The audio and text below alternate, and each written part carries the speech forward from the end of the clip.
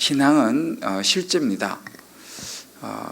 또 다음에 오늘 우리가 물론 좀 이따 앉아서 기도하겠습니다만, 우리가 이 신앙생활이라는 것이 특히 이제 요즘 제가 수요일은요 이제 말씀 그 자체를 가지고 우리가 이제 좀 나누고 있는데, 우리가 이제 지금 한 권 한 권씩 떼가잖아요, 그죠? 한 권 한 권 지금 이제 고린도전서, 다음 이제 에베소서로 이제 가게 되는데, 저는 말씀이 얼마나 큰 능력인가를 요즘 제가 보고 있어요.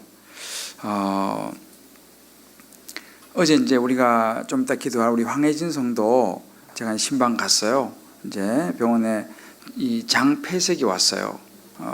그래서 저는 이제 간증 우리 세례 받을 때 간증하고 했잖아요. 근데 이제 아무것도 먹지를 못하고 이래가지고 이제 굉장히 고통스럽거든요. 그래서 병원 입원해서 이제 3기 4기 왔다 갔다 하잖아요, 지금 암이요. 근데 하여튼 장폐색이 와가지고 병원을 이제 입원해서 이틀째인가 3일째 뭐 아무것도 못 먹죠. 그런 상황에서 제가 이제 신방을 가는데, 이제 중환자실 있다가 일반 병실로 이제 이렇게 옮겨가지고 이제 딱 만났는데 너무 환하게 웃는 거예요, 이분은 환하게 웃잖아요. 그래서 어제도 하여튼 뭐 이제 이렇게 진통제도 맞고 있고 이제 이게 먹지 못하니까 이제 이렇게 줄줄 달고는 있지만 환하게 웃는 거예요. 그래서 표정이 하여튼 굉장히 밝았어요. 늘 그렇지만. 근데 이제 조금 있다가 이제 이렇게 이야기 좀 나누고 이제 말씀도 좀 나누고 했는데, 그러는 거예요. 자기가 목사님 오시기 전에 의사 선생님 왔다 갔다는 거예요. 왔다 갔는데 이제 또 CT 찍고 이제 이거 다 했어요. 했는데 일단 지금 장폐색 때문에 이제 아무것도 먹지는 못하는 이제 상태고 다른 방법이 없는 거예요. 근데 이제 이 암이 간, 폐, 임파선, 복부 다 퍼졌대요, 이게. 그 이야기를 이제 하는 거예요, 담담하게. 근데 그러면서 이제 그 이야기를 하는 거예요. 자기가 물론 이제 이게 얼마 전에 이제 항암 끝냈거든요. 항암 마쳤는데 이제 그리고 조금 이제 그 항암 마치고 조금 있는 사이에 이제 세례도 받고 이제 그랬잖아요, 몇 주 전에 했는데, 다시 이제 장폐색이 와서 같이 찍어보고 하니까 이게 이제 벌써 많이 임파선부터 간, 폐 이렇게 다 이게 이제 퍼졌어요. 그 말은 굉장히 이제는 죽음이 눈앞에 와 있을 수 있다는 이야기예요. 이런 이야기는 의사도 하기가 그냥 힘들다 그러더라고요. 근데 그 이야기를 본인이 이제 들으면서 남편도 그 이야기를 해요.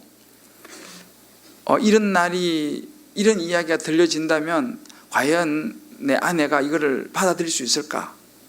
이거에 굉장히 고민을 많이 한 거예요. 자기도 혼자 괴로워하기도 하고, 이런 진단이 안 나오기를 간절히 원했지만 이런 이제 소식이 들려진다면 과연 내 아내가 이거를 감당할 수 있을까? 이런 이제 이야기예요. 그런데 하여튼 핵심만 말씀드리면, 황인자매가 그렇게 얘기하는 거예요. 목사님, 제가 지난 주일은 교회를 못 왔어요. 왜냐하면 교회 올라고 막 준비하고 있는데 이제 그렇게 갑자기 이제 너무, 그래서 이제 응급실로 가는 바람에 지난 주일은 교회를 못 왔고, 그 전주에 제가 했던 설교가 믿음의 힘이었어요. 그죠? 겨자씨만한 믿음에 대한 부분들. 그러면서 그 이야기 하더라고요. 목사님, 그 믿음의 힘이라는 그 말씀은 하나님이 저를 준비시키시는 말씀이었습니다. 그 얘기를 하더라고요. 그 믿음의 힘이라는 그 말씀을 자기가 들으면서 많이 회개하고 정말 말씀을 자기가 다시 붙잡았다 그래요. 그랬는데 이제 그 다음 주일은 오지 못하고 이제 응급실에 이제 가고 지금 이런 또 결과가 나왔는데, 그러면서 사실은 두 사람 다 그런 계통의 연구하고 종사했기 때문에 이런 진단을 받으면 그 남편이 거기서 그 이야기 하더라고요. 이건 사실 1%, 2%밖에 안 됩니다. 사실 항암 치료 받아도 1%, 2%밖에 안 된다는 걸 두 사람이 너무 잘 알고 있는 거예요. 이 사실을. 우리가 뭐 모르면 어떻게 되겠지 이러지만 두 사람은 이 병명과 앞으로 일어날 일을 너무너무 잘 아는 거예요. 쉽게 말하면 죽음이 눈앞에 와 있다는 사실입니다. 근데 그 의사 선생님의 그 이야기를 제가 이제 가기 조금 전에 이제 의사가 왔다 갔으니까 듣고 자기가 생각보다 마음이 담담하다는 거예요. 자기도 그런 진단이 나오면 어떨까도 얼마나 많이 생각했겠어요. 그런데 의외로 자기가 담담한데, 목사님 그때 제가 믿음의 힘이라는 그 말씀을 제가 붙잡았고 그것이 제게 정말 굉장히 힘이 되고 있습니다. 그것이 지금 저를 지켜주고 있는 것 같습니다 하고 의외로 담담하게, 저는 그렇게 밝게 웃어서 속으로 진단이 어떻게 좀 잘 나왔나 뭐 이런 생각도 좀 했어요. 순간적이지만 그래서 제가 거기서 내 은혜 받고 왔다니까요. 여러분, 말씀은요, 추상적인 말씀은 사실은 우리에게 큰 힘을 주지는 못해요. 근데 진짜 말씀이, 내가 말씀을 붙잡는 것은요, 우리 삶의 죽음 앞에서도 이런 태도를 볼 수 있다는 사실을 믿으시길 바랍니다. 그래서 기도했어요. 우리가요, 이제 좀 이따 또 기도할 거예요. 이제 어제 기도했는데 기도 제목이 뭐냐면, 일단 장이 이제 막혔어요. 그러니까 아무것도 이게 안 되는 거예요. 그래서 일단 장이 풀려야지 뭐 항암 치료를 하든지 뭐를 치료하는데 일단 아무것도 들어갈 수가 없으니까. 그래서 어제 우리가 같이 이제 다락방 식구들하고 순장하고 가서 간절히 기도했는데, 아무튼 오늘 새벽에 화장실에 가는 역사가 일어났습니다. 할렐루야죠. 그래서 화장실에 오늘 드디어 갔어요. 어제 우리 기도했거든요. 주여 방구가 나오게 해달라고 간절히. 그게 나와야 된다는 거, 이게 장이 막혔으니까. 근데 그걸 넘어서 가지고 화장실에 가서 변을 보고는 그런 또 역사가 일어나서 참 감사한데, 아무튼 이제 계속 기도해야겠죠. 우리가 집중적으로 이제 우리가 같이 기도하기 원합니다. 그래서 좀 이따 좀 이제 같이 기도해요. 왜 제가 이런 말씀을 드리냐면요, 여러분, 신앙이라는 것은요 실제입니다. 그러니까 어떤 사건이 오기 전에는 이 사람의 신앙을 사실은 가늠하기 어려워요. 정말. 근데 저는 생각해 봤어요. 내가 그 집사님의 입장이라면 난 솔직히 어떻게 내가 반응을 보일까? 나는 사실은 내가 목사고 하지만 그 성도님처럼 그런 반응을 내가 보일 수 있을까? 참 그런 생각을 해봤어요. 솔직하게. 조금 전에 와서 지금 당신의 상태가 이런 상태입니다. 지금 뭐 어떻게 할 수 있는 건 없습니다. 일단 뭐 장이 거기 돼야지 뭐라도 해보는데 아무것도 할 일이 없습니다. 이런 진단을 딱 의사도 굉장히 힘들게 말을 했다 그래요. 와서 그럴 때 내가 과연 어떻게 반응할 것인가에 대한 부분입니다. 그러니까 우리가 사실은요, 뭐 직장 때문에 기도하고 뭐 자식 때문에 기도하고 뭐 이런저런 이렇게 기도를 이제 많이 하잖아요. 그 기도가 다 이제 중요한 기도예요. 우린 절박하지만. 그러나 사람이 죽음 앞에 내가 섰다 생각해 보세요. 우리가 살아 숨쉬고 있는 자체만 해도 감사한 줄 믿으시기 바랍니다. 할렐루야. 아무리 힘들고 다 하더라도 우리가 이렇게 건강하게 수협에 나올 수 있는 것만 해도 얼마나 감사한지 몰라요. 여러분, 믿습니까? 신앙은 실제예요. 우린 너무 욕심이 많아요. 저를 비롯해서 너무 욕심이 많아요.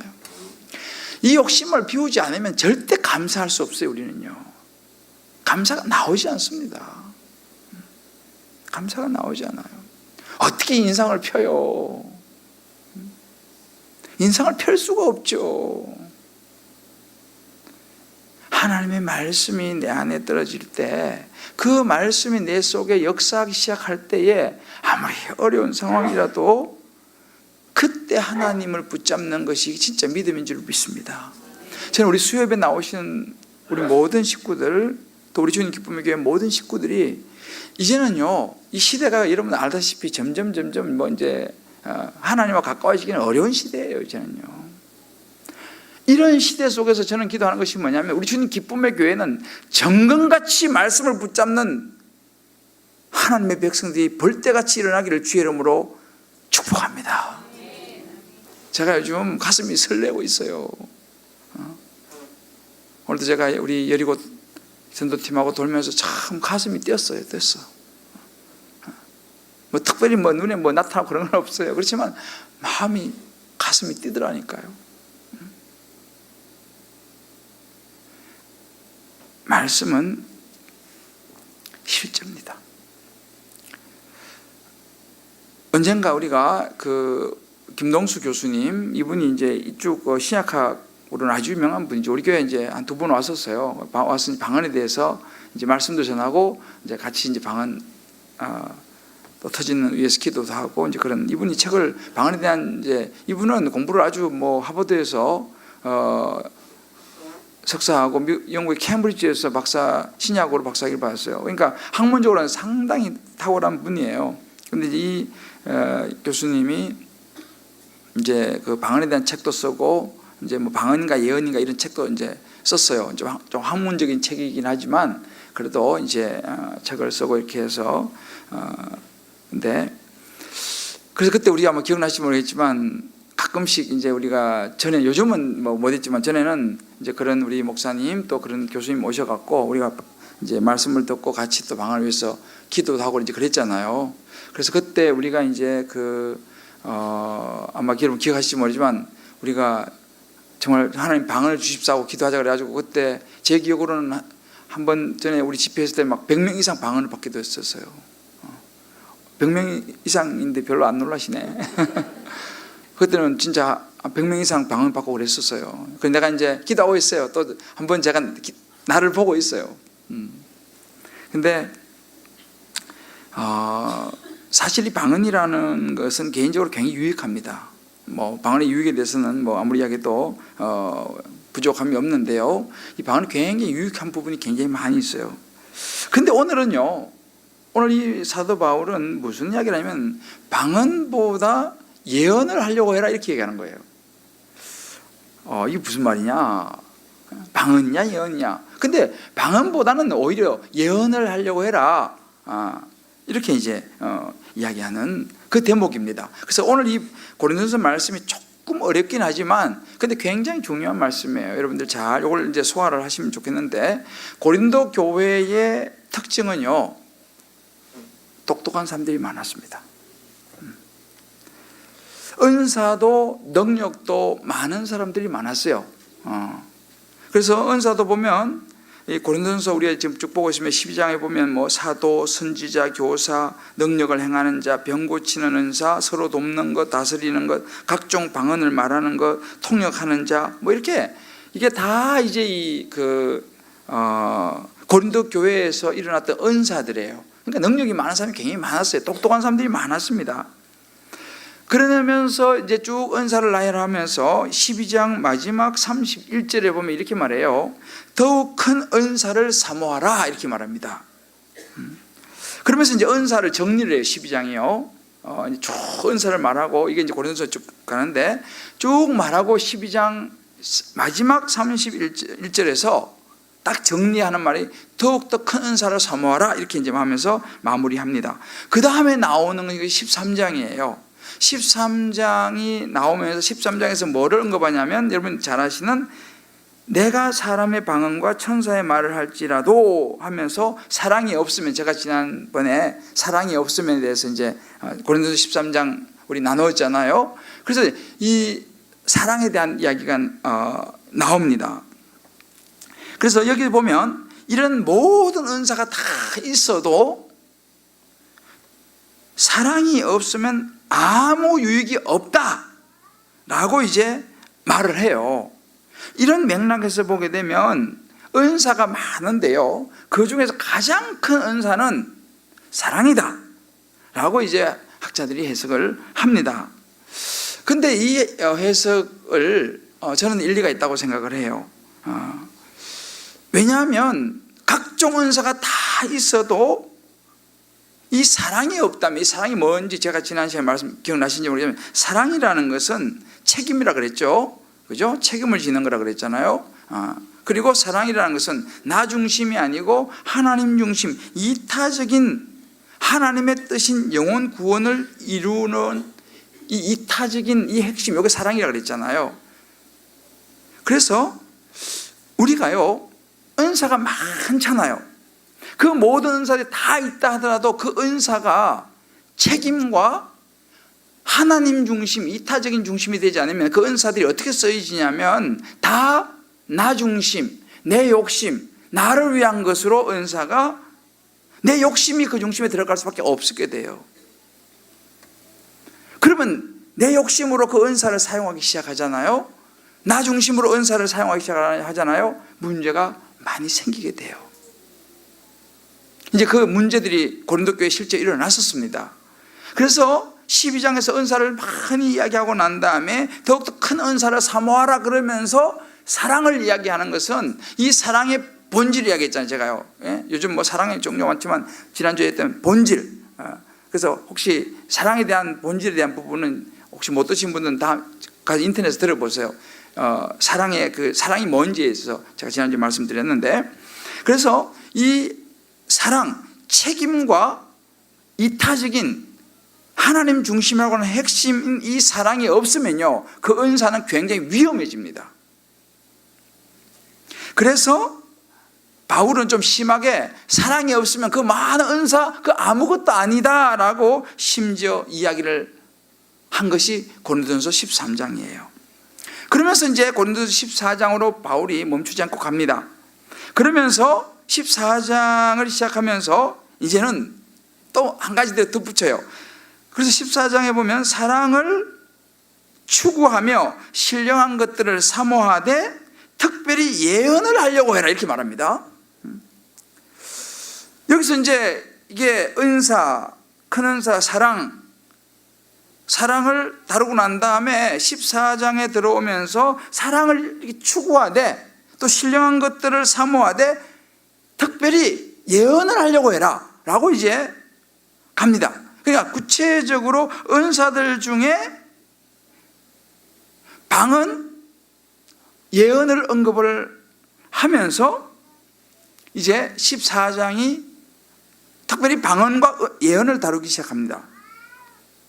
그런데 제가 지난주에 이제 말씀드렸지만 은사 중에서 가장 두드러지게 당시에 나타났던 것이 방언이라고 그랬잖아요. 그죠? 이 방언은 당시에 천사가 하는 말이라고 당시에 생각을 했어요. 그러니까 방언을 막 하잖아요. 저 사람은 하늘의 언어를 말한다라고 생각을 했습니다. 그만큼 당시 고린도 교회는 방언이 아주 중요하게 여겨졌어요. 왜? 천사의 말이라고 그 고린도 교회 사람들은 생각을 했었기 때문에. 그래서 이제 이 방언을 받은 사람들은요, 탁 튀어요. 그래서 많은 사람들이 기도 이렇게 있는데 갑자기 막 랄랄랄라 그러면은 뭐냐 저거 막 이렇게 되는 거예요. 그러니까 이제 방언이 탁 튀기 때문에 딱 두드러져요. 그 사람들이 저 사람 방언하는구나. 저 사람 대단하구나. 천사의 말을 하네. 이렇게 막 집중을 하기 이제 하는 분위기였습니다. 그런데 바울이 여기에서 방언을 이야기하면서 특별히 방언도 중요하지만 예언을 하려고 해라, 이렇게 이야기를 하고 있어요. 방언이 그렇게 중요한데 왜 하필 또 예언을 이야기를 할까? 이게 이제 그 14장 이제 고린도전서가 고린도 교회 보내는 편지의 거의 이제 마지막 부분이에요. 14장이 거의 마지막 부분인데 이제 결론이 어디 나오냐면 지금 오늘 우리가 이제 오늘 목사는 15장이에요. 고린도서 15장은요, 사실은 고린도서의 핵심이에요. 부활이에요, 부활. 그래서 부활로 가는 길목에 놓여 있는 것이 이 방언과 예언에 대한 부분입니다. 그리고 이제 15장에 가면 부활에 대해서 15장에 쫙 이야기하고 16장 그냥 문안인사 정도로 해서 이제 끝이 나요. 그래서 이 고린도전서의 가장 핵심 중에 핵심은요, 15장 부활이에요, 부활. 그래서 이제 이 부활에 대한 부분들은 제가 오늘은 이제 못 다룰 거예요. 그건 다음번에 제가 한번 부활에 대해서 한번 좀 이제 제가 다루기로 하고요. 근데 이제 14장의 다양한 은사를 이야기하면서 바울이 고린도 교회 성도들이 절대로 놓쳐서는 안 될 중요한 기준을 제시합니다. 그 기준이 뭐냐? 은사의 목적이에요. 여러 은사가 있는데 왜 은사를 주셨느냐? 라고 하는 은사의 목적을 다루는데 이 은사의 목적을 다루면서 그 은사의 목적을 이루어내는 것이 14장 우리 오늘 시간 없어서 다 읽지 못했습니다만 질서라고 하는 토대를 이야기합니다.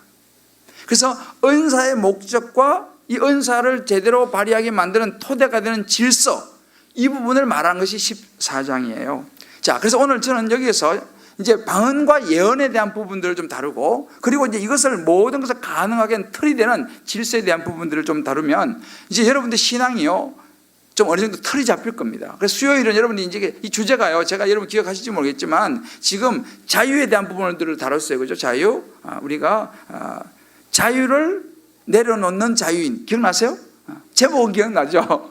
자유에 대해서 제가 다뤘어요. 그리고 사랑에 대해서 지금 다뤘어요. 오늘은 이제 이 은사, 방언, 특별히 방언과 예언에 대해서 이제 오늘 다룹니다. 다음번엔 제가 시간이 되면 이제 부활에 대해 다룰 거예요. 이게요, 하나하나가요, 우리 신앙에서 굉장히 중요한 사실은 테마예요. 주제입니다. 이런 것들을 여러분들이 딱 마음에 가지고 있어야지 신앙생활이 흔들리질 않아요. 딱 틀이 잡히는 거예요. 이런 게 없으면은 사실은 아까 얘기했잖아요, 초장에. 말씀이 딱 내 안에 딱 서 있으면 내가 견고히 서는데 그게 없으면요, 이게 막 헷갈리는 거예요. 자, 그러면 이제 방언이냐 예언이냐 어느 게 더 중요하냐, 이것이 오늘 이슈인데, 바울은 여기서 은사를 다루면서 어느 것이 더 중요하냐가 아니라 어느 것이 덕을 세우는 것이냐에 집중했습니다. 좀 더 구체적으로 말하면 교회의 덕을 세우는 것이냐라고 이야기를 했어요. 그래서 오늘 이제 우리가 읽었던 12장 3절에 보면 이런 말이 있어요. 덕을 세우며 라고 말합니다. 그죠? 그러나 예언하는 자는 사람에게 말하여 덕을 세우며 이렇게 말하고, 그 다음에 4절에도 보면 좀 더 붙입니다. 교회의 덕을 세우나니 라고 말합니다. 4절에 보면요. 5절에서는 교회의 쭉 나오죠. 특별히 예언하기를 원하노라. 만일 방언을 말하는 자가 통역하여 교회의 덕을 세우지 아니하면, 이게 교회의 덕을 세우지 아니하면 이렇게 나옵니다. 그리고 저 뒤에 보면 12절에 보면 마지막 부분에 보면 교회의 덕을 세우기 위하여 그것이 풍성하기를 구하라 이렇게 말합니다. 12절에. 또 26절에 보면 좀 더 구체적으로 말해요. 26절에 뒷부분 보면 모든 것을 덕을 세우기 위하여 하라 이렇게 말합니다. 여기 보세요. 지금 이 방언, 이 뭐 동변 예언 쭉 나오는데 모든 것의 핵심이 뭐가냐면 덕을 세움. 좀 더 구체적으로 교회의 덕을 세움에 있는 것입니다. 이게 굉장히 중요한 부분이에요. 왜 그러면 꼭 교회에서 교회의 덕 세우는 걸 우선적으로 해야 되냐? 아니, 요즘같이 개성시대인데 내 개인이 중요한데, 내 개성도 있는데 왜 꼭 교회의 덕을 세워야 되냐 라고 우리가 이제 질문할 수 있습니다. 내 개인이 우선이 되면 안 되느냐? 여러분 어떻게 생각하세요? 왜 자꾸 덕을 세우라 그러고 이 모든 것을 왜 교회의 덕을 세우라 그래요? 나 좀 내 개성대로 좀 신앙생활하고 나도 좀 이렇게 하면 안 될까요? 어떻게 생각하세요? 아니, 나 정문교라는 사람이 있는데 뭘 자꾸 교회의 덕을 세우라 그러냐 이 말이죠. 그죠? 근데 여기에서 하나님께서 세워놓으신 하나님의 공동체의 우선순위를 이야기하고 있어요. 하나님은요, 이 창세기부터 해서 지금까지 보세요. 하나님은 질서의 하나님이에요. 오늘 이제 우리가 나옵니다만 하나님은 질서의 하나님이십니다. 하나님은 굉장히 질서를, 창세기부터요, 천지를 창조하실 때도요 다 질서를 세웠어요. 첫날 막 이것저것 막 그렇게 만든 게 아니에요. 마지막 날 사람을 창조하실 때부터 다 이 질서 속에서 움직여 왔어요. 그래서 하나님은 질서의 하나님이라고 이제 고린도서 14장에 말씀하잖아요. 그러니까 여기서 우리가 방언이 더 중요하냐 예언이 더 중요하냐, 그런 문제로 하나님 보지 않습니다. 어느 것이 교회의 덕을 세우느냐? 이것이 관심이에요. 그러니까 개인보다도요, 공동체, 교회의 덕을 세우는 것이 하나님이 세우신 질서입니다. 이게 질서예요, 질서. 개인을 무시하는 게 아닙니다. 하나님은 개인을 중시하죠. 한 사람 한 사람 소중하죠. 그러나 개인보다는 공동체, 교회의 질서, 교회의 덕을 세우는 것이 하나님의 질서다라는 것을 오늘 고린도 14장을 통해서 특별히 방언과 예언의 예를 통해서 이제 이야기해 주시는 거예요. 자, 그러면 왜 방언보다 예언인가? 이 속에 이제 그것이 담겨 있어요. 오늘 4절에 보게 되면 이런 구절이 있어요. 방언을 말하는 자는 자기의 덕을 세우고 예언하는 자는 교회의 덕을 세운다, 이렇게 말합니다. 자, 방언은 자기의 덕을 세워요. 방언을 하면 자기에게 굉장히 유익해요. 방언하신 분은 알겠지만 방언은 우리에게 확신을 줍니다. 왜냐하면 방언은 성령의 이 은사 중에 확실한 은사이기 때문에 이 방언을 하는 사람은요, 성령이 우리 안에 임하지 않고는 방언을 할 수가 없어요. 흉내는 내지 모르지만 진짜 방언은 성령 우리 안에 임해야지 방언을 하게 됩니다. 그러니까 구원의 확신이 방언을 받은 사람은 굉장히 확실해져요. 도움이 분명히 돼요. 그런데 이것은 나에게는 도움이 되지만 다른 사람에게는 별로 도움은 되지 않아요. 그러니까 자기의 덕을 세우는 거예요. 내가 확신, 이런 나에게는 굉장히 도움이 되지만 교회가, 공동체가, 옆에 있는 사람이 내가 막 방언한다고 옆에 있는 사람이 막 은혜 받고 그러지 않아요. 오히려 저 종은 방언을 주시고 저는 왜 안 주시나이까? 시험 들 수 있어, 시험 들 수 있어. 자기는 좋은데 옆에 있는 사람은 별로 도움이 되지 않아요. 그런데 예언은 교회의 덕을 세웁니다. 자, 오늘 2절에 이렇게 말해요.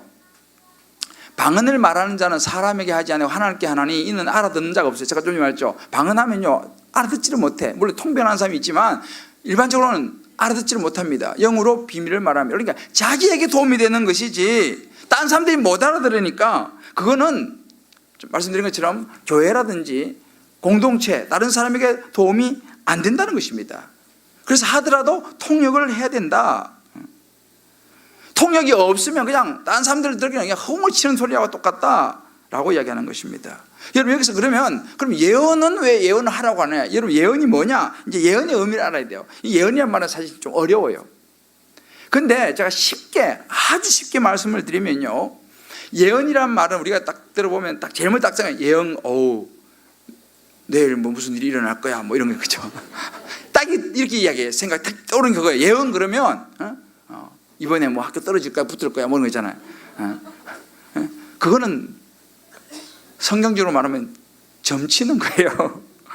근데 사실 성경이 말하는 예언은요, 물론 구약 시대의 예언이란 말은 그런 요소들이 있었던 건 사실이에요. 하나님께서 천사가 나타나 가지고 예언을 주고 특별한 선지자를 통해서 예언하셨어요. 이스라엘 앞으로 이렇게 될 것이다 라고 구약 시대는 예언을 한 부분들이 있습니다. 그러나 지금 우리가 이 고린도 교회에서 보고 있는 이 예언은요, 그런 예언하고는 좀 달라요. 이걸 잘 이해하셔야 돼요. 그러니까 옛날 구약시대의 예언은요, 절대적인 권위를 가졌어요. 하나님이 천사를 통해서 예언자를 통해서 말씀하니 그건 반드시 그 권위에 따라야 되고 그 일은 일어나게 되고 하나님의 절대적인 권위를 가진 게 구약시대의 예언이었어요. 그런데 지금 고린도 교회에서 바울이 말하고 있는 이 예언은 그거하고는 달라요. 이걸 우리 잘 이해하셔야 돼요. 그래서 보통 예언이다 그러면 우리 항상 구약시대의 어떤 하나님의 절대적인 이 권위로 하는 이런 뭐 그냥 내일 일을 말하는 프리딕트 미리 알려주는 이런 생각이 우리 꽉 들어있기 때문에 이제 조금 오해를 많이 해요. 그리고 이제 지금도 예언한다 이런 사람들은요, 누구는 뭐 예언을 한다더라, 예언의 은사를 받는다더라. 여러분, 이걸 잘 이해하셔야 되는데, 예언의 은사를 받는다고 해서 그 사람 말이 구약시대처럼 권위를 가진 게 아니에요. 예언 은사가 가진 사람이 있다고 하더라도요, 그 사람 하는 예언이 틀릴 수 있을까요? 틀릴 수 있어요. 왜요? 오늘 고린도서 말씀 보면 예언하는데 두세 사람이 같이 분별하라 그랬잖아요. 그죠? 보셨어요? 두세 사람이 분별하라 그랬어요. 그게 이 예언이 맞는지 안 맞는지 분별하라 그랬다니까요. 그러니까 누가 예언한다, 그 사람이 절대적이다, 구약시대 아니에요 여러분. 그 사람 그렇게 하면 그 사람은 이단일 가능성이 아주 커요. 그래서 어떤 교회는 그렇게 하는 교회도 있어요. 그건 굉장히 위험하고요. 그건 이단적 요소가 아주 많습니다. 여기서 말하는 예언은 그거하고 좀 달라요. 보통 예언, 이건 이제 우리 김동수 교수도 이거 연구, 이제 그 성서 신학자니까 쭉 연구 내가 책을 쭉 읽어보고 했는데, 보통 우리가 예언이라 그러면 이제 이렇게 기도하면서 우리 성도들의 마음에 성령께 주시는 생각들이 있어요. 떠오르는 이런 생각들, 그런 마음들이 있습니다. 이제 이것을 이제 우리가 이제 말하는 거예요. 근데 이 권위는 하나님의 절대적인 권위를 부여한 것은 아니라는 걸 아셔야 돼요, 여러분들이요.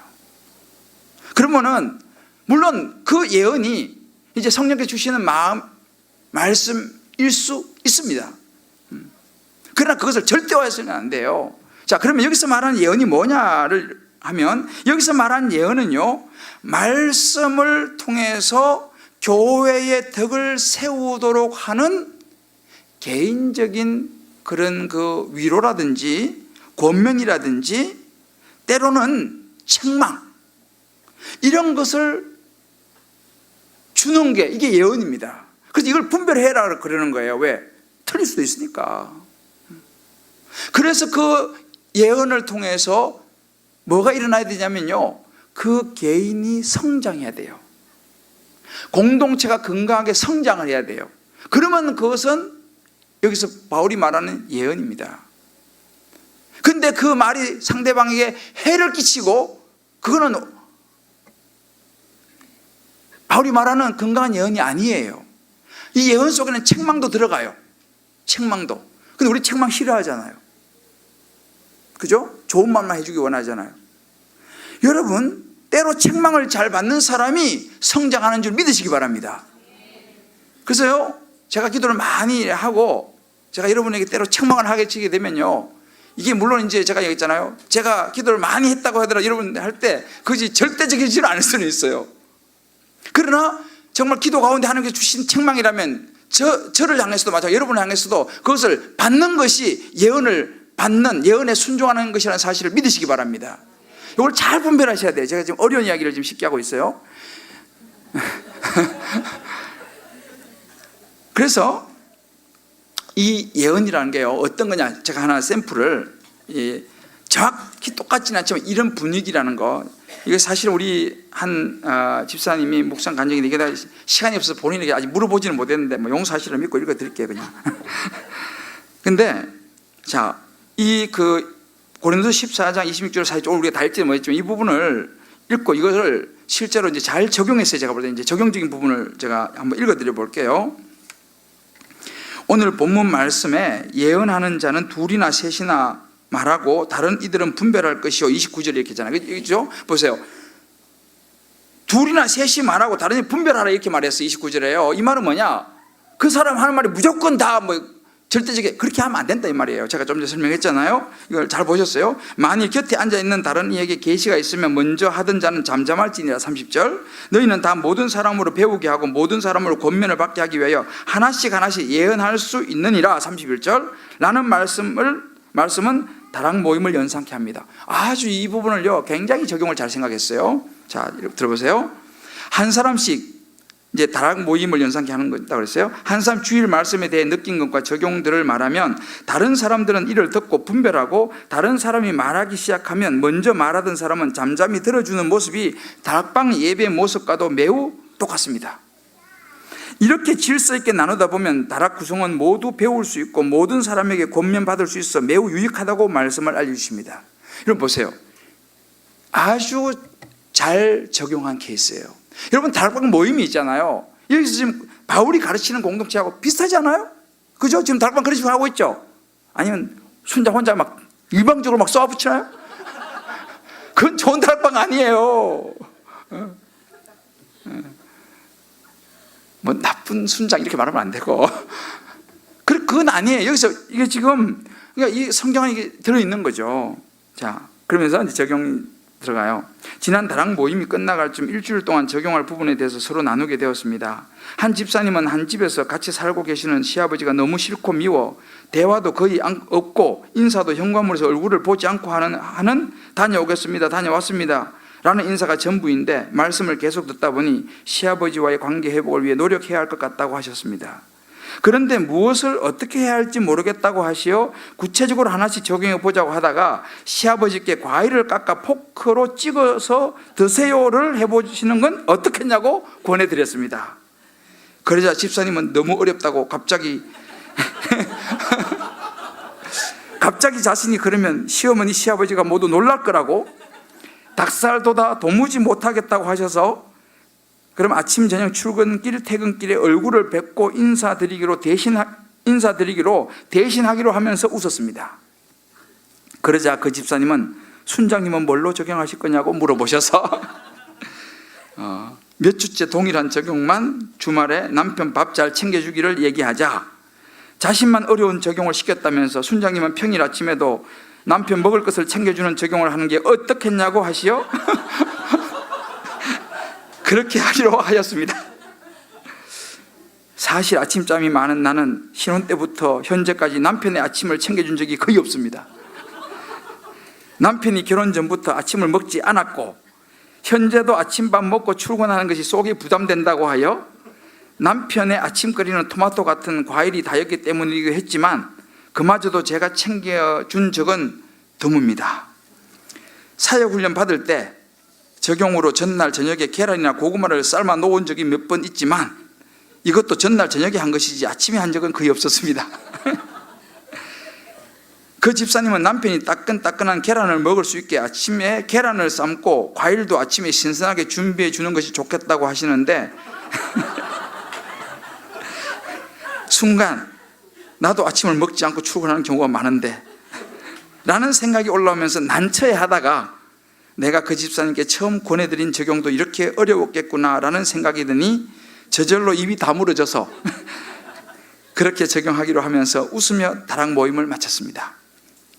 시아버지께 과일 깎아드리며 드세요 라고 하는 것은 나에게 쉬운 것인데 그 집사님에게는 어려운 것이고 남편 아침거리를 챙겨주는 것은 나에게는 어려운 것인데 그 집사님에게는 쉬운 것이었습니다.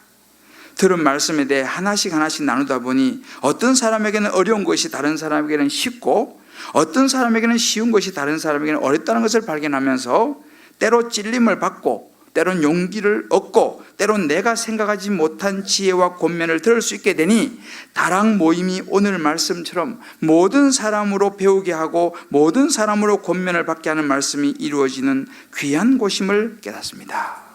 할렐루야. 이게 예언이에요. 이게 예언이에요. 적용하기. 남편을 위해 아침에 계란을 삶고 과일을 준비하겠습니다. 야, 그죠? 좋은 적용이죠. 이런 적용을 김시현 집사님 하셔야지. 평소 하고 계시겠지? 김시현 집사님 생각은 아니에요.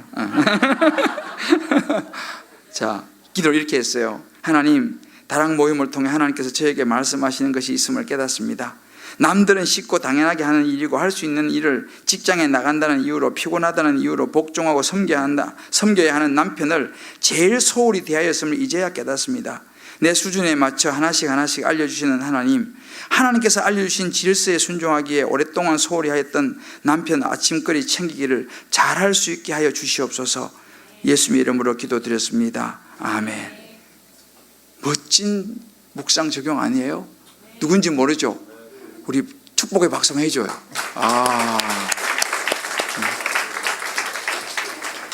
오늘 말씀이 복잡한데 이 이야기예요. 여러분, 예언이 뭡니까? 이게 예언이에요. 말씀을 같이 나누면서요, 성령이 내게 주신 말을 가지고 권면해 주는 거죠. 그럼 옆에 듣잖아요. 듣다가 옆에 사람들이 두세 사람이 들을 것이요, 옆에 있는 사람은 그것을 분별할 것이요. 이게 예언입니다. 왜 그럼 방언보다 예언이 중요하다고 하냐? 방언은 해도 자기밖에는 몰라요. 그죠? 자기도 몰라. 왜? 통변이 안 되면 자기도 자기가 무슨 기도인지 모를 수 있는 것이 방언입니다. 그래서 사실은 오늘 이 바울이 이야기하는 것은 뭐냐면요, 알아듣지 못하는 방언 너무 귀하지만 자기만을 위해서 자기밖에 되지 않기 때문에 그것은 심지어 14장 19절에 이렇게 말합니다. 교회에서 내가 남을 가르치기 위해 깨달은 마음으로 5마디 말을 하는 것이 1만 마디의 방언으로 말하는 것보다 나으니라 그랬어요. 정말 다락방에서 말씀 가운데 5마디 깨달은 걸 나누는 것이요, 혼자 1만 마디, 5마디하고 1만 마디 비교가 됩니까? 1만 마디 방언으로 말하는 것보다 낫다, 이렇게 이야기하는 거예요. 이렇게 공동체를 세울 수 있는,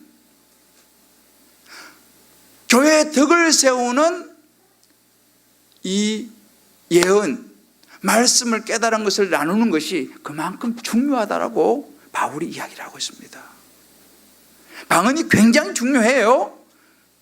그러나 주님께서 우리에게 주신 질서는요, 서로에게 무엇보다 교회의 유익을, 교회의 덕을 세울 수 있는 예언이 그만큼 중요하다는 거예요. 그래서 여러분, 다락방이 얼마나 중요한지 몰라요, 사실. 그래서 사람들이 이거를 몰라. 이걸 몰라. 여러분, 이것이 우리 모든 은사 사역의 핵심입니다. 열심을 내는 거 좋아요. 열정적인 거 좋아요. 그런데 이것이 모두가 교회의 덕을 세우는 방향으로 가지 않으면요, 사고 납니다. 누가 크냐가 되는 거예요. 꼭 교회에서 보면요, 문제를 일으키는 사람은, 교회에서 아무것도 안 하는 사람은 아무런 문제를 안 일으켜요.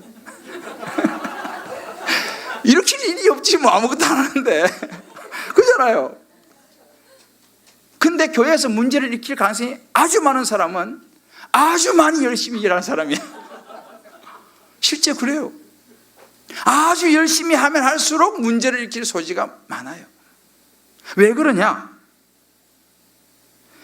방향과 이것이 정말 교회의 덕을 세우는 방향이 딱 정해져 있지 않으면요, 사람은요 생색이 나게 돼 있어.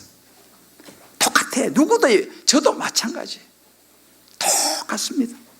똑같아. 제가 주일날 설교를 하잖아요. 1부, 2부, 3부, 4부 중에서 언제 제가 제일 크게 과음을 지를 것 같아요? 각자 생각해 봐요. 참 사람이 묘해요. 사람이 많이 있으면요, 막 힘이 막 나. 근데 보일 사람이 안 보이면 어디 갔지? 이게 사람이라니까요. 이게 그만큼 약한 거예요. 그저 늘 기도해. 하나님, 1명이 오든 10명이 오든 100명이 오든 1000명이 오든 똑같이 죽을 힘을 다해서 말씀을 전하게 해 주시옵소서. 이게 제 기도예요. 제가 매주 그 기도합니다, 사실은. 옛날에 여기 몇 사람 없을 때 있었어요. 처음 제가 개척했을 때 여기 몇 사람 없었어요. 그때도 제가 우리 김반장님 제가 크게 했죠. 그때 몇 명 없을 때 우리 김반장님이 와서 앉아 계셔가지고 나가지도 못하죠. 몇 명밖에 없으니까. 그잖아요. 나가 표시가 나잖아요. 몇 명, 연합몸이 이렇게 앉아 있으니까. 이게 사람입니다. 이게요, 방향이 딱 잡혀있죠.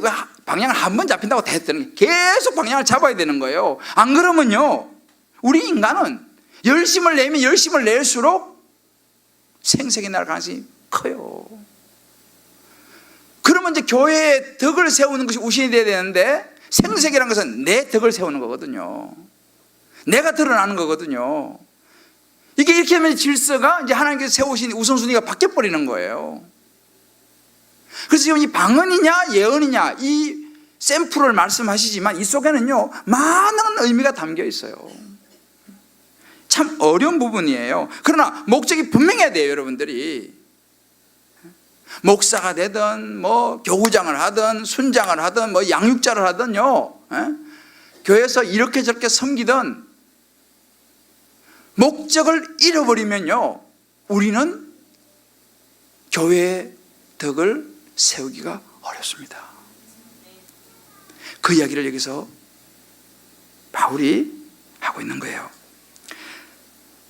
그래서 너희가 절대로 놓쳐서는 안 되는 것이 목적이다. 방언이냐 예언이냐, 뭐가 공동체 교회의 덕이 되느냐라고 말합니다. 그러면서 무슨 이야기를 하냐면요, 그 모든 덕을 세우는 파운데이션, 기초가 있어요.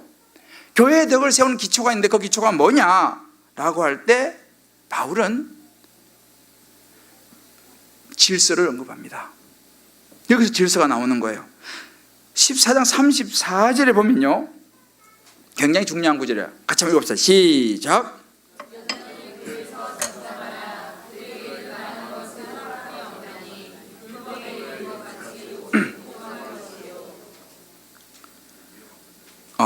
여자들이 가장 싫어하는 구절이에요. 이 구절은 여자들이 가장 싫어하는 구절인데, 근데 제가 이 구절을 찾으려고 한 건 아니에요. 33절이에요. 33절. 미안해요. 자, 해보자. 시작. 하나님은 무질서의 하나님이 아니시요 모든 화평의 하나님이시라. 모든 성도가 교회에서 함과 같이 이렇게 나와요. 보세요. 하나님은요, 무질서의 하나님이 아니시고 오직 화평의 하나님이시다라고 말합니다. 그러면서 이 14장 마지막 40절에 이렇게 나와요. 40절에 보면 이게 이제 14장 끝절이에요. 다 시작. 모든 것을 품위 있게 하고 질서 있게 하라. 아멘. 14장의 마지막 결론을 질서로 마무리합니다. 하나님은 무질서의 하나님이 아니라 오직 화평의 하나님이시다. 그러면서 질서 있게 하라. 여러분, 하나님은 질서의 하나님이십니다. 공동체에서요, 가장 중요한 게 뭔지 아세요? 질서예요. 이 질서가 무너지면요, 아까 했잖아요, 방언이냐 예언이냐, 개인의 덕이냐 교회의 덕이냐, 우선순위를 정해줬잖아요. 방언보다 예언하려고 해라, 우선순위를 정해줬어요. 이게 질서입니다. 질서. 그런데 이 질서를 안 지키고 내가 덕이 우선이지 라고 해버리면 이 질서는 깨져버리는 거예요.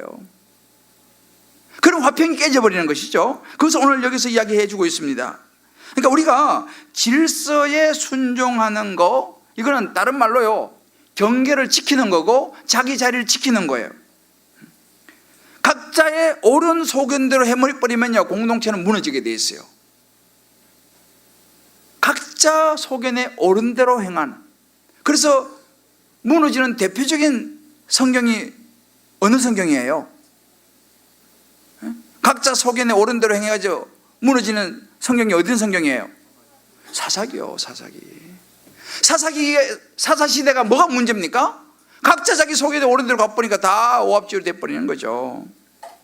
그래서 이게 굉장히 중요해요. 그러니까 이 예언도 보세요. 오늘 14장 32절에 보게 되면 이렇게 말합니다. 예언도요, 예언하는 자들의 영은 예언하는 자들이 제재를 받나니, 무슨 말이에요? 내가 막 예언을 하잖아요. 그래서 다락방에서 내가 막 말씀 깨달아서 막 이야기한단 말입니다. 그런데 옆에 다른 사람이 그거는 내가 말씀을 깨닫고 하니 그거는 그거보다 이게 아닐까요? 이렇게 제재를 하는 거예요. 그러면 뭔 소리냐고, 내가 말이 맞다고 막 이렇게 하면 된다? 안 된다? 안 된다는 것입니다. 예언도 질서가 있는 거예요. 그래서 막 나만 맞다고 무조건 주장하는 거 아니에요. 성경적이요. 나도 틀릴 수 있다는 사실을 알아야 돼요. 내 생각도 틀릴 수 있다. 내가 하나님께서 말씀 깨달았는데요, 이것도 틀릴 수 있다는 걸 인정해야 됩니다. 그 다른 사람이 예언하면 그 제재를 하면 아직 그 순장님이 집사님 이제 거기까지만요 이러면 나 좀 돼. 이렇게 하면 안 된다니까. 그러면 예, 이것도 질서에 순종하는 거예요. 우리 순원들 잘 들으세요. 이거 왜 제재를 받아야 된다니까요. 항상 우리는요, 제재를 받아야 됩니다. 질서에 순종을 해야 돼요. 질서에 순종하지 않은 것은 화평을 깨뜨리는 거라고 오늘 성경이 말하잖아요. 이 고린도서의 말씀 속에 그대로 다 들어있어요. 제가 우리 지난번에 말했던 민수기 말씀 봤잖아요. 기억하시죠? 민수기에서 이스라엘 백성들 출애굽할 때 시내산 아래에서 제일 먼저 뭐 했습니까? 기억나시죠? 대오를 갖춰. 대오를, 김대호가 아니고 대오 대오를 갖췄어요. 대오를 갖추고 12지파를 동서남북 세 지파씩 세웠잖아요. 기억나시죠? 하나님은요, 광야를 걸어가기 전에 먼저 질서를 잡았어요. 질서를. 그렇게 질서가 중요합니다. 그러면서 그 다음에 보면 뭐가 나오냐면요, 그 질서 중에서 회막을 중심에 두라 그래요. 하나님의 말씀을 중심에 두라 그래요. 근데 그 질서 기억나지 모르겠어요. 질서할 때 제일 앞에 보면요, 르우벤이 장자인데 르우벤이 제일 앞에 세우지 않았어요. 유다를 제일 앞에 세웠어요. 아니 하나님, 장자가 르우벤인데 왜 유다를 세워요? 틀렸어요. 맏아들을 세워주셔야죠. 우리가 생각할 때 그렇잖아요. 근데 하나님은 유다를 앞 세웠다니까요. 질서는요, 내 생각을 주장하는 게 아니고요, 하나님이 세우시면 순종하는 것이 질서인 줄 믿으시기 바랍니다. 유다를 세웠다니까요. 이유가 있었어요. 거긴요. 궁금하시죠? 궁금하시면 500원 민수기 가서 읽어보세요. 돈은 안 받을게요. 다 이거 나와 있어요. 여러분, 질서가 무너지면 다 무너지는 거예요. 아까 말이 나왔어요. 여자가 교회에서 잠잠하라. 여자들 제일 싫어하는 구절이에요. 그죠? 34절 35절 이거 특히 여성의 의식이 투철한 분들은 더 싫어해요. 이런 거 아주. 이런 구절이 나오면 남자들은 너무 좋아해요. 특히 뭐 하여튼 이런 거 나오면 여러분 오해하지는 안 돼요. 성경을 너무 오해해요. 당시에 여자들이 교회에서 잠잠하라고 한 이유는요, 이건 뭐 주종관계, 상하관계, 차별 이런 게 아니에요. 당시에 여자들이 은사를 많이 받았잖아요. 근데 이 여자들이 은사를 받아가지고 아까 전처럼 질서를 안 지키고 막 여기저기서 막 방언해버리는 거야. 여기저기서 막 예언을 막 해버리고 막 이렇게 하니까 교회가 막 질서가 없는 거예요. 남자들보다 여자들이 조금 말이 많잖아요. 왜? 남자들 직장 가야 되니까. 그 직장 안 간 여자들이 모여가지고 날마다 방언하고 그냥 통변하고 막 예언 이러니까 교회가 뭐 어지러운 거예요. 그래서 여자들이 교회 좀 잠잠하라 이 말이지, 그런 여자들은 무조건 이런 의미가 아닙니다. 이게 다 질서의 문제예요. 질서의 문제. 그래서 우리가 이 교회에서 이러한 덕을 세우는 데 있어서 중요한 것은 질서다 라는 부분입니다. 우리가 그 고린도서 11장에도 보게 되면 이제 그런 부분들이 나오는데, 여자가 여자는 머리에 수건을 쓰고 이제 이렇게, 지금도요 어떤 구원파는 그래요. 구원파에 가면요, 여자들이 예배 드릴 때 이렇게 하얀 거 이렇게 써요. 지금도요. 아마 여러분들도 아시겠지만.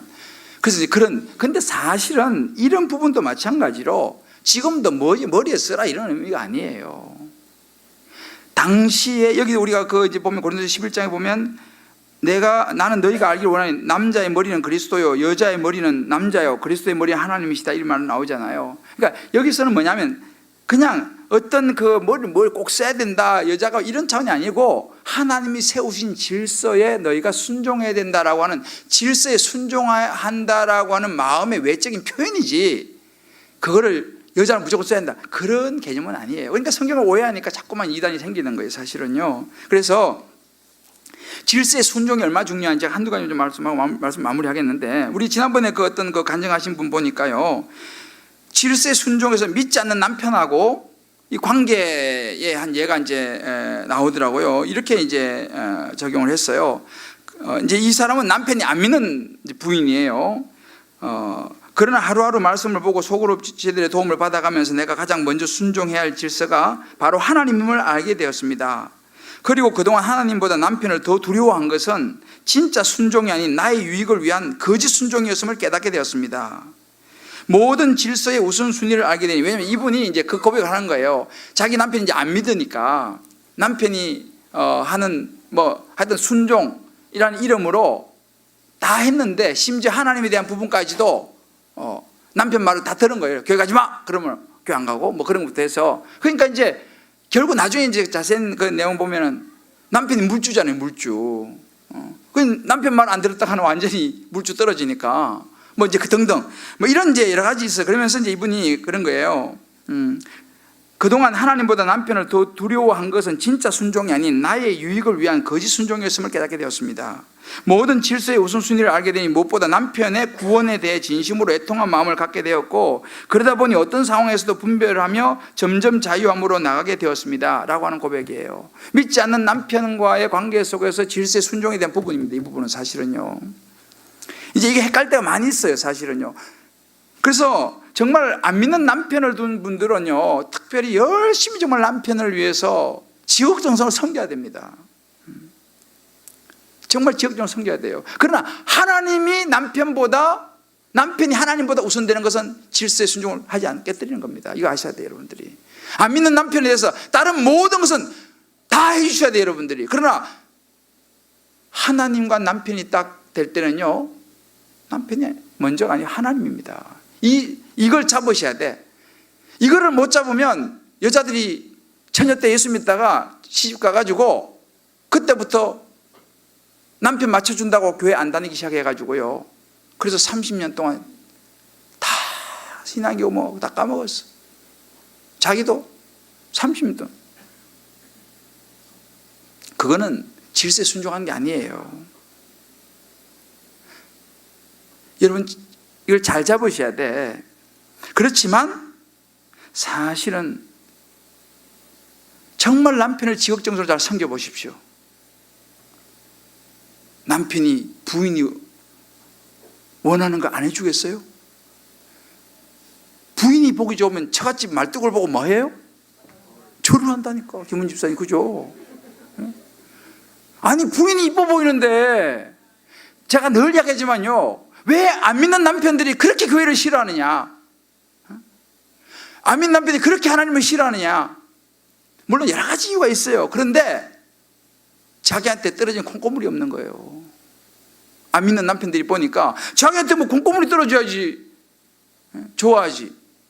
교회 핑계대고 전부 다 자기 싫어하는 일을 자꾸 하는 거예요. 그러니까 교회가 점점 더 싫어지는 거예요. 정말 남편이 원하는 대로 다 한번 해줘 보세요. 교회 가라니까. 갔다 오라고. 내가 남편이라도 난 그럴 것 같아. 수요 예배 기도회만 갔다 오면 그냥 나긋나긋해가지고 자기 왜 그랬어요? 뭐 원하시는 게 있사옵나이까? 뭐 이렇게 하면서 왜 그러냐고. 오늘 교회 가니까 그렇게 하라 그랬어요. 그러면 다음 주 수요일 되면은 교회 안 가요? 이렇게 전화한다니까. 왜? 교회만 갔다 오면 자기는 너무 잘하거든. 교회만 갔다 오면 너무 잘하거든, 부인이. 그런데 그 부인 교회 가지 말라고 할 남편 있겠어요? 그죠? 우리가 잘 생각해 봐야 돼요, 여러분. 하나님보다 남편을 더 우선순위에 두는 이 질서는요, 절대 어기면 안 됩니다. 양보해야 될 게 있고 안 해야 될 게 있어요. 그건 양보하지 말아야 돼요. 그렇지만은 그 모든 다른 부분에서는 정말 잘해주면요, 그것까지 남편들은 요구하지 않아요. 이거 잘 생각해 보셔야 돼. 이 질서의 문제입니다. 가정에서도 제가 우리 좀 나눴잖아요. 말을 멈추는 거.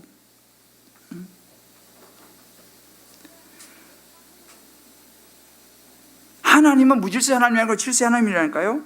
그래서 어떤 그 집사님이 그거 간증했잖아요.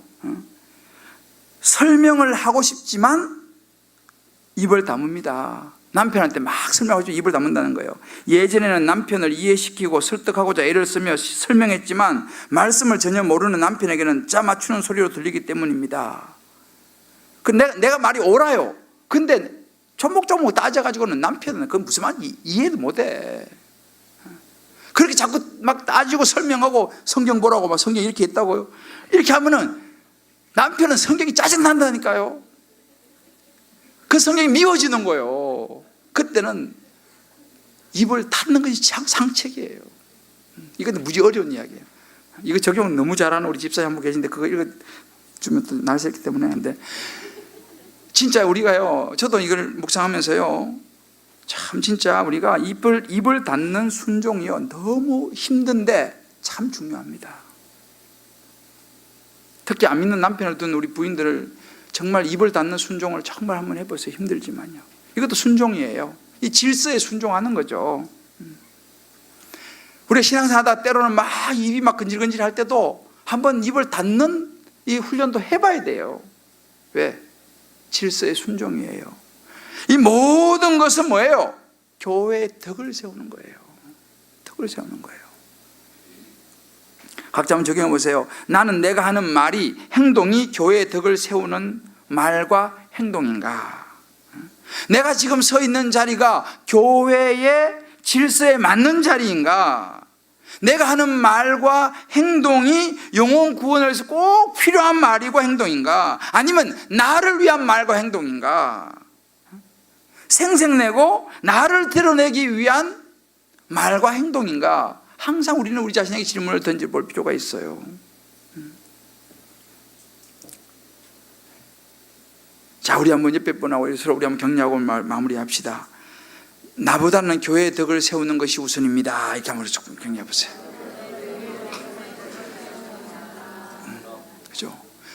이렇게 한번 합시다. 방언보다 교회의 덕을 세우는 한마디가 더 우선입니다. 할렐루야.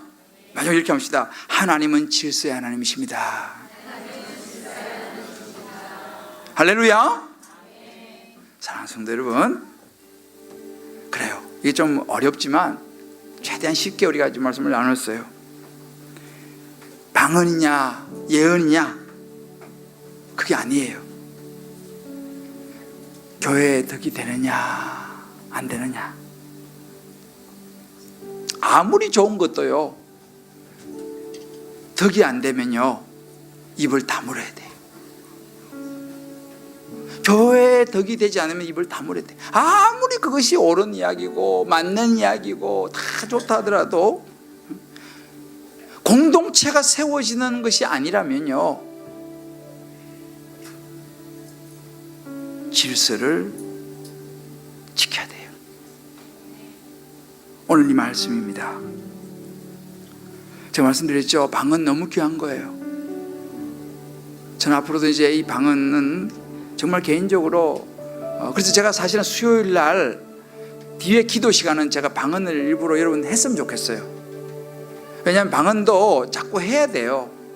그 방언도 여러분들 방언이 바뀝니다. 중간에 이렇게 어느 때가 되면 방언이 바뀌어요. 경험해 보시면 알겠지만 다음에 좀 하기로 하고, 아무튼 그래서 저는 이 수요 예배 때는요 여러분 특별히 합심해서 기도할 때는 방언으로 기도하는 게 저는 좋게 생각해요.